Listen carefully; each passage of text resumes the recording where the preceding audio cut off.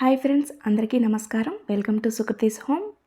రథసప్తమి రోజున మనం సూర్యభగవానుని ఆహ్వానిస్తూ చిక్కుడుకాయలతో రథం చేసుకొని పూజ చేసుకుంటాము. అలా చిక్కుడుకాయలతో రథం ఎలా తయారు చేసుకోవాలో మన వీడియోస్లో ఆల్రెడీ 2 వీడియోస్ షేర్ చేశాను.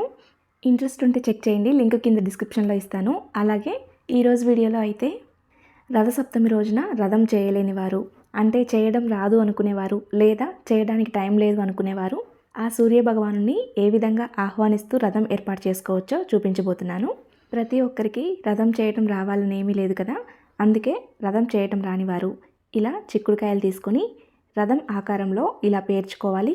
ముందుగా 4 చిక్కుడుకాయల్ని ఇలా ఒక బాక్స్ లాగా పేర్చుకొని తర్వాత పైన రథం ఆకారం వచ్చేలాగా 3 చిక్కుడుకాయలు పేర్చుకోవాలి.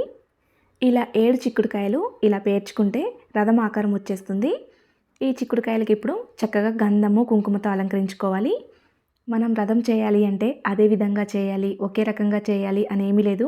మనం మనసులో ఊహించుకొని ఇది రథం అనుకొని మనస్ఫూర్తిగా ఆ సూర్యభగవానుని ఆహ్వానించవచ్చు. ఎప్పుడైనా సరే పూజలో మనం ఎలా చేశాము, ఎంత ఆడంబరంగా చేశాము అనేది ముఖ్యం కాదు, ఎంత మనస్తృప్తిగా ఎంత ప్రశాంతంగా చేశామనేదే ముఖ్యము. మనం తృప్తిగా పూజ చేసుకుంటేనే మనం సంతోషంగా ఉండగలము.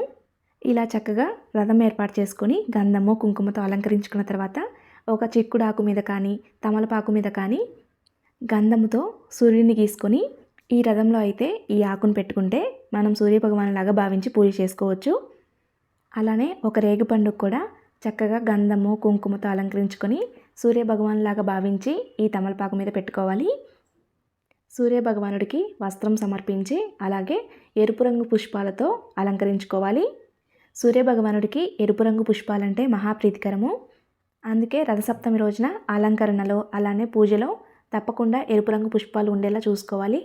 రథసప్తమి రోజున రథం తయారు చేయడం రాని వారు కూడా ఇలా చిక్కుడుకాయలతో రథాన్ని ఏర్పాటు చేసుకొని సూర్యభగవానుని ఆహ్వానించవచ్చు, సంతోషంగా పూజ చేసుకోవచ్చు.